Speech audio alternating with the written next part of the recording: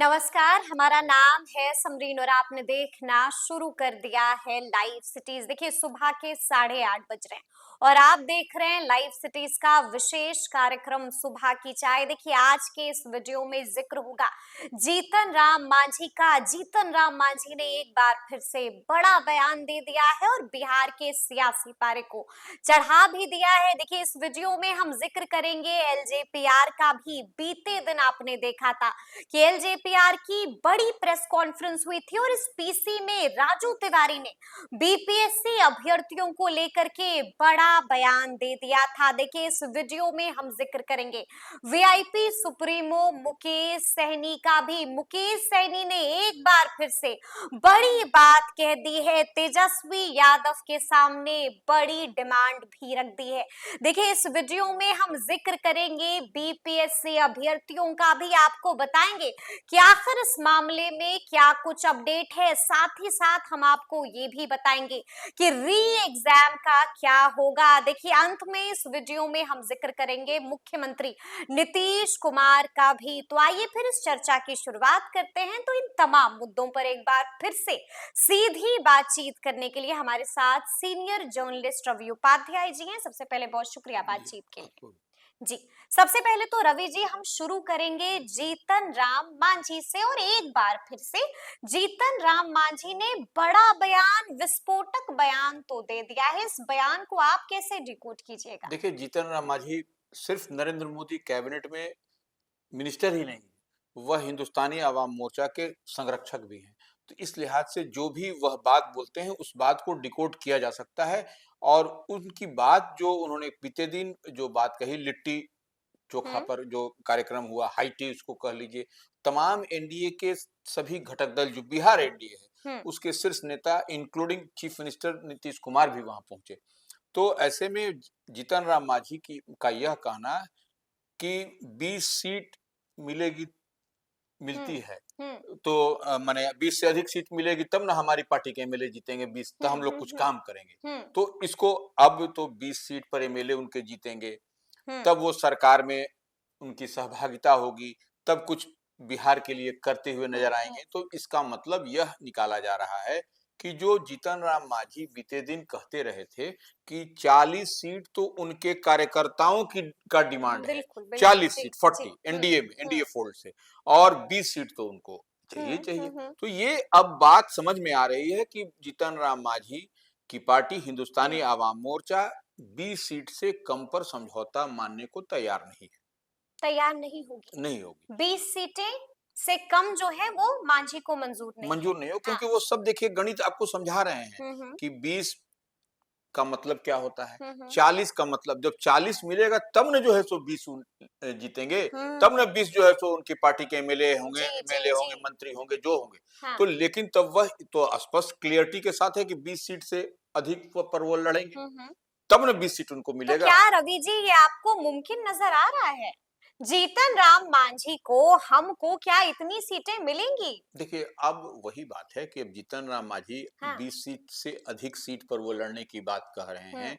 तो अब एनडीए में जो अब बिहार में जो सो 243 ही सीट है विधानसभा बिल्कुल की, बिल्कुल और बिल्कुल। एनडीए में बड़े भाई की भूमिका में भारतीय जनता पार्टी है बिहार में। हम्म। उसके बाद नीतीश कुमार की पार्टी जनता दल जेडीयू है। यूनाइटेड है। जी जी। उसके बाद आप देखिए उपेंद्र कुशवाहा की पार्टी है राष्ट्रीय लोक मोर्चा, हम हैं। चिराग पासवान की पार्टी है हम्म। लोक जनशक्ति पार्टी रामविलास। तो इसलिए आप इस लिहाज से देखिए हम्म। कि अब तो इनकी पार्टी जब एक एमपी हैं इनकी पार्टी के स्वयं जीतन राम मांझी, हम्म। तो उस तरह से चिराग पासवान की पार्टी में कितने एमपी हैं आप समझ लीजिए। हम्म। तो अब उस लिहाज से वह कहेंगे हम 40 पर हम लड़ेंगे, हम्म। तो ये तो सिर्फ फुटबॉल वाली बात होगी एनडीए में कि बिल्कुल 40 बिल्कुल। सीट लोक जनशक्ति पार्टी रामविलास को ही मिल जाएगा, हम्म। तो और 20 से अधिक सीट पर यही लड़ेंगे, तो हम्म। फिर बचा कहां से कि बाकियों का क्या होगा? बिल्कुल फिर चिराग कितनी मांगेंगे? फिर उपेंद्र कुशवाहा कितना डिमांड करेंगे? JDU BJP? वही सबसे ये सिर्फ फुटबॉल की बात है। हाँ। तो ये देखिए खैर ठीक है, लेकिन एनडीए के फोल्ड में अगर हम्म। यदि अपने घर के अंदर कोई बात करता है तो वो करने की स्वतंत्रता है, और लेकिन टेंशन तो दे दी हाँ है ना टेंशन दे जीतन दिया, राम मांझी निश्चित ने। रूप से टेंशन उन्होंने बढ़ा दी है हाँ इतनी हाँ। बात कह करके। और अब देखने वाली बात होगी कि हम्म। हिंदुस्तानी आवाम मोर्चा जो जीतन राम मांझी की पार्टी है उसको एनडीए फोल्ड से कितना सीट मिलता है। और देखिए यह सब एक प्रेशर टैक्टिक्स भी होता है, प्रेशर पॉलिटिक्स, प्रेशर बिल्कुल, टैक्टिक्स, बिल्कुल, यह जी। कि इतना दबाव बनाए कि अगर हुँ, यदि 20 नहीं मिले तो 5 मिल जाए, बिल्कुल। 7 मिल जाए। इतनी बात क्या है कि कितना आप स्पेस दीजिएगा, हुँ, कितना आप हुँ, हुँ, स्पेस लीजिएगा। तो ये एक तरीका है बात करने की, बात होती हुँ। है ये। देखिए, एक बार फिर से, लेकिन अगर आपने पूरा बयान सुना होगा जीतन राम मांझी का, एक बार फिर से उन्होंने दम दिखाने की बात कर दी थी। इससे पहले भी औकात दिखाने की बात कर रहे थे, फिर एक बार दम दिखाने की बात जीतन राम मांझी नहीं, ने कर दी है। लेकिन एक बात है समरीन, कि हाँ, वो सब बात बोल करके इतनी बात वह कहते हुए नजर आए हाँ, कि एनडीए को हम मजबूत करेंगे। बिल्कुल, यह बिल्कुल। बात उन्होंने हुँ, कही। हम जो है सो एक सीट आगे पीछे कर सकते हैं, लेकिन हुँ। एनडीए की मजबूती के लिए, और एक रोटी की बात कही, हाँ, बिल्कुल, जी। तो वो समझाने का भी प्रयास कि किया। अगर एक रोटी से पेट नहीं भरता है, हाँ, तो हम दूसरी रोटी भी तो माँगेंगे ना। बिल्कुल। जी। तो ये मांग किससे करेंगे? वो हुँ, अपने फोल्ड में, अपने घटक दल अलायंस के बीच में करेंगे, लेकिन आपको सबको उसी रोटी में से सबको देना है। इस बिल्कुल। बात को भी आपको समझना हुँ, होगा। तीसरी रोटी नहीं बनने जा रही है, हुँ, 2 ही रोटी है। तो एक रोटी आप ले लीजिएगा, तो फिर एक रोटी में कितने लोगों को एडजस्ट किया जाएगा? हुँ, तो यह सबसे, और देखिए सबसे बड़ी बात है कि स्ट्रेंथ कितना है हुँ, आपका, इस हुँ, स्ट्रेंथ हुँ, को भी मापना होगा। आप सब आदमी तो कहता है कि हमें स्ट्रेंथ है, हमारे बिना नहीं होगा, हुँ, लेकिन जनता के बीच में आपकी पकड़ क्या है, आपकी चमक क्या है, आपकी धमक क्या है, इस बात को तो भी देखा जाएगा, तभी ना उसी लिहाज से सीट का भी हुँ। बंटवारा होता हुआ दिखाई पड़ेगा आपको। चलिए, देखिए, अब हम जिक्र करेंगे एलजेपीआर का। हमने आपको बताया था कि बीते दिन एलजेपीआर की बड़ी पीसी हुई थी और इस पीसी को संबोधित किया था एलजेपीआर के प्रदेश अध्यक्ष राजू तिवारी ने, और राजू तिवारी ने बीपीएससी अभ्यर्थियों को लेकर के बड़ी बात कह दी थी, या फिर इसे हम ऐसा भी कह सकते हैं कि बड़ा राज बीते दिन राजू तिवारी ने खोल दिया था। क्या कुछ कह रहे थे रवि जी? देखिए राजू तिवारी उतनी ही बात कह रहे हैं हुँ, जितनी बात चिराग पासवान भी कह चुके हैं। हुँ, चिराग पासवान जब भी बिहार दौरे पर आए या जब भी बिहार में रहे, हुँ, तो बीपीएससी अभ्यर्थियों से जुड़े मुद्दे पर वह मजबूती के साथ उनसे खड़े नजर आए। हुँ, और आपको याद है कि चिराग पासवान बीपीएससी अभ्यर्थियों से मिले भी थे, बिल्कुल, अपने तो आवास पर। अपने आवास हुँ, पर, तो उनसे बात भी की थी। और उसके बाद उन्होंने कहा था कि उनके परिवार में भी कुछ लोग हैं जो परीक्षा दिए थे हुँ, बीपीएससी का। और उनका सेंटर भी पड़ा था बापू परीक्षा परिसर में। हाँ, तो वो कहीं गड़बड़ झाला हुआ जी, था, जी, जी। और हुँ, वह बीपीएससी अभ्यर्थियों के लिए मजबूती से उसके पक्ष में खड़े भी नजर आए। हुँ, अब उसी बात को राजू तिवारी, जो उनकी पार्टी के लोक जनशक्ति पार्टी रामविलास के प्रदेश अध्यक्ष हैं हुँ, और पूर्व विधायक हैं, उन्होंने कहा कि चिराग पासवान ने पत्र भी लिखा है चीफ मिनिस्टर को, हुँ, और उसके बाद से बातचीत भी की है हुँ, हुँ, मुख्यमंत्री से। जरूरत पड़ेगी तो फिर आगे बात भी करेंगे।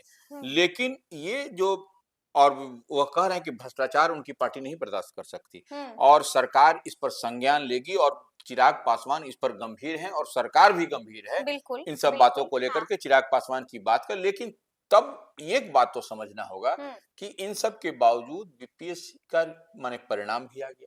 बिल्कुल आ गया, जी। अब तो सब लोग जो भी हाय तौबा मचा हुँ, लें, हुँ, अब तो परिणाम तो बदलने नहीं जा रहा है। हुँ, कि हुँ, अब हुँ, बदल जाएगा तो ये तो अजीबो-गरीब स्थिति हो हुँ, जाएगी। हुँ, तो ये सरकार को फिर बैकफुट पर सरकार और बिहार लोक सेवा आयोग आ जाएगा। इस लिहाज से इसको बहुत बारीकी से समझने की जरूरत है कि हुँ। अब सरकार या बिहार लोक सेवा आयोग इस पर क्या निर्णय लेता है।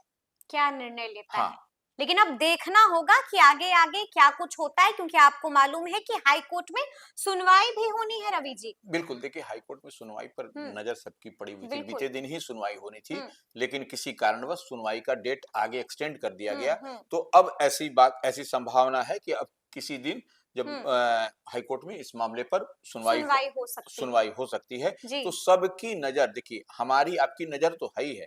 सारे हुँ, अभ्यर्थी के साथ-साथ ये जो, टकटकी लगाकर हाँ, बैठे हैं। टकटकी लगाकर जी। बैठे हैं कि क्या दिल की हाईकोर्ट। धड़कनें हाँ, भी बढ़ चुकी हैं कि आगे-आगे क्या कुछ होगा, ये तो आने वाला वक्त ही बताएगा। और देखिए, अब हम जिक्र करेंगे वीआईपी सुप्रीमो मुकेश सहनी का। मुकेश सहनी बीते दिन शहाबुद्दीन के गढ़ सिवान पहुंचे थे, और सिवान में मुकेश सहनी का गजब का स्वागत भी हुआ।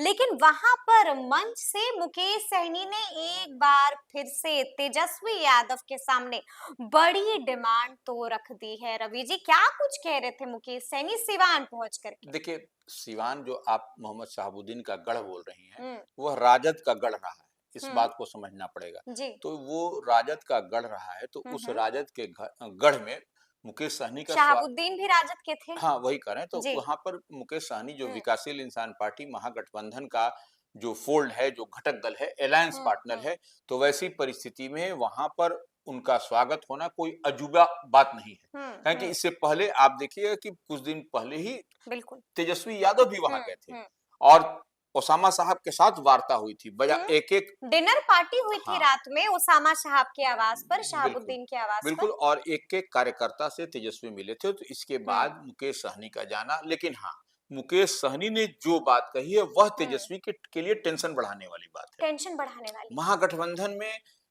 के लिए हुँ, टेंशन बढ़ाने की बात है क्योंकि उन्होंने कह दिया कि अब 4 नहीं 40, हुँ, 4 की जगह 40। तो अब 40। सोचिए कि 4 और 40, 40 बहुत बड़ा एक गैप, बहुत बड़ा फासला होता है ये। हुँ, तो 40 सीट यदि उनको महागठबंधन में अगर यदि मिल जाएगी तो ठीक जैसे कि मांझी के हुँ। जीतन राम मांझी की बात हम लोग कर रहे जी, हैं, जी, 20 सीट जी। से अधिक चाहिए, हाँ। तो इसी तरह की स्थिति मुकेश सहनी ने भी महागठबंधन में कर दी है। हुँ, इधर मांझी एनडीए में कर रहे हैं, तो हुँ। ये जो इधर मुकेश सैनी महागठबंधन में कर रहे महागठबंधन हैं। में कर जी। दिए, तो 40 सीट एक बड़ी संख्या होती है अगर 40। वीआईपी को 40 मिल जाएगी तो फिर कांग्रेस को कितनी, माले को कितनी, लेफ्ट की बाकी पार्टियों को कितनी? बिल्कुल, तो वो अब देखिए और अगर पारस आते हैं रवि जी तो फिर पारस को कितनी? और उसके अलावा 40 के अलावा उनको मुकेश सहनी को हुँ, डिप्टी सीएम भी चाहिए। डिप्टी सीएम भी तो यह चाहिए। भी एक बड़ी बात है। हुँ, तो इतना सब कुछ अगर यदि एक ही आदमी के झोली में डाल दिया जाएगा, हुँ, तो फिर अन्य घटक दल अलायंस को लेकर के और देखिए माले को देख लीजिए, कांग्रेस को देख लीजिए हुँ। या आप बाकी लेफ्ट की पार्टियों बाकी को लिफ्ट देख उन लीजिए। लोगों जी। का ग्राउंड जीरो पर जमीनी आधार मजबूत है। हुँ, यह हमारे आपके मानने न मानने से नहीं होगा, यह सच्चाई है, यही फैक्ट्स है बिहार का, बिल्कुल। इस बात को आपको मानना पड़ेगा। तो वो ऐसी परिस्थिति में अगर 40 सीट यही ले लेंगे, हुँ, मुकेश सहनी, तो फिर तो सब लोग तो झुनझुना बजाएगा। तो हुँ, ये ऐसा नहीं है लेकिन हाँ, अब तब है कि मुकेश सहनी की पार्टी को भी सम्मानजनक तेजस्वी एडजस्ट करेंगे, इसमें कहीं कोई दो मत नहीं है हुँ, हुँ, क्योंकि मुकेश सहनी भी जमीनी स्तर के नेता हैं और हुँ, जो पिछड़ा अति पिछड़ा की जो इन दिनों राजनीति हो रही है उसमें भी एक वो चेहरे के रूप में हैं। हुँ। इससे लेकिन आप यहाँ इनकार नहीं पर कर सकते। तेजस्वी भी अब टेंशन में आ गए होंगे निश्चित रूप मुकेश से सैनी की ये बातें निश्चित सुनकर। रूप से देखिए ना अलायंस हाँ। महागठबंधन में बिहार में अलायंस पार्टनर राष्ट्रीय लोजपा भी आने वाली है। हुँ, उसकी भी बातचीत हो रही है पशुपति पारस की पार्टी की, हुँ, हुँ। जो एनडीए छोड़ करके आए हैं, तो बिल्कुल, वह बिल्कुल। दलित वोट को भी तो चाहिए इनके पास। तो हुँ, ये हुँ, दलित चेहरा आपको पशुपति पारस से बड़ा कोई चेहरा हो नहीं सकता है। हुँ, तो हुँ, इस लिहाज से तो उनकी पार्टी को भी उनकी उनके दल को भी उसके हुँ। अलायंस जब वो एडजस्ट बनेंगे करना है। एडजस्ट करना है। तो बिल्कुल। ये एक निश्चित रूप से मुकेश सहनी का बयान यह जो है सो विस्फोटक था। विस्फोटक है और टेंशन विस्फोटक बढ़ाने था। वाला है। चलिए अब हम जिक्र करेंगे बीपीएससी अभ्यर्थियों का भी रवि जी। अब तक बीपीएससी अभ्यर्थी पटना के गर्दनी बाग में बैठे हुए हैं और उम्मीद लगाकर बैठे हुए हैं कि री एग्जाम होगा। आपको क्या लगता है, री एग्जाम होगा नहीं होगा, क्या होगा इन अभ्यर्थियों का? देखिए ये अजीब पहेली है ये। हम्म, ये अबूझ पहेली है। इसको समझना समझाना बहुत अपने आप में माने डिफिकल्ट होता चला जा रहा है हम्म। क्योंकि देखिए हाई कोर्ट में सुनवाई होनी है। अब 3 लोगों को गिरफ्तार 3 कर लोगों लिया को गया है, बेऊर जेल भेज दिया बेऊर जेल गया। भेज दिया गया है। अब वह भी भेजा गया है, गुरुजी हैं वो। तो रमांशु सर जी। रमांशु सर, तो वो अब देखिए तो ये अजीबो-गरीब स्थिति है और कई लोग अब देखिए अब हौसला बीपीएससी अभ्यर्थियों का निश्चित रूप से बढ़ा हुआ है। हम्म, बावजूद इसके अभी तक कुछ फैसला नहीं हुआ, सरकार भी कुछ नहीं बोल रही है, सरकार भी हम्म, मौन व्रत धारण किए हुए, मुख्यमंत्री भी नहीं मिलना चाह रहे हैं, हम्म, बिहार लोक सेवा आयोग भी इस पर नहीं मिलना चाह रहा है, तो इस हम्म। परिस्थिति में इस लिहाज से यह पहेली अबूझ पहेली बन करके रह गई है। लेकिन बीते दिन हमने भी अभ्यर्थियों से बातचीत की थी रवि जी, और उस बातचीत के दौरान अभ्यर्थियों ने साफ-साफ कह दिया था कि एक बार फिर से महाजुटान होगा और एक बार फिर से आंदोलन होगा, महाआंदोलन होगा। देखिए महाआंदोलन की तो सुगबुगाहट दिखाई पड़ रही है। दिखाई पड़ रही है। दिखाई पड़ रही है हुँ, क्योंकि अब देखिए एक जो छात्र विंग है विभिन्न हुँ, राजनीतिक संगठनों का दलों का उन्होंने 11 फरवरी को पूरे बिहार में धरना और प्रदर्शन की बात कही है। हुँ, उसके बाद 5 मार्च को जी। पटना में आपको बिहार विधानमंडल का जब सत्र चलता हुँ, हुँ। रहेगा उस दरमियान घेराव करने की बात का ऐलान किया अच्छा, हुआ है। जी। तो यह एक बड़ा ऐलान है और हुँ, बीपीएससी अभ्यर्थियों के लिए को लेकर के ही यह ऐलान तमाम तरह की बात हो रही है। तो हुँ, यह लगता है कि बिहार विधानमंडल का जब सत्र चलेगा तो हंगामेदार, आप सत्र के दौरान क्या फिर से एक बार हंगामा होगा, हंगामा अंदर भी होगा और बाहर बाहर भी होगा, ये एक बड़ी बड़ी बात होगी। विधानसभा का घेराव भी होगा। हाँ, घेराव भी यानी होगा। कि बहुत कुछ होने जा बहुत रहा है, कुछ होने जा रहा है निश्चित रूप बहुत से। कुछ होने जा रहा है। और इसी बीच हमें ये भी देखना होगा कि हाई कोर्ट में क्या कुछ होता है। बिल्कुल, एग्जैक्टली सबकी नजर तो उस पर हाई कोर्ट पर बिल्कुल रहेगी। बिल्कुल। तो चलिए अब अंत में हम जिक्र करेंगे मुख्यमंत्री नीतीश कुमार का। मुख्यमंत्री नीतीश कुमार के कार्यक्रम का शेड्यूल भी जारी हो गया है, कब से शुरू हो रहा देखिए, मुख्यमंत्री नीतीश कुमार अपनी यात्रा कर रहे है? हैं और फीडबैक ले रहे हैं, रिव्यू कर रहे हैं, हम्म क्या है सरकार की जो योजनाएं हैं वह ग्राउंड जीरो तक जा रही है कि नहीं, अंतिम पायदान के तक पहुंच रहा है कि नहीं।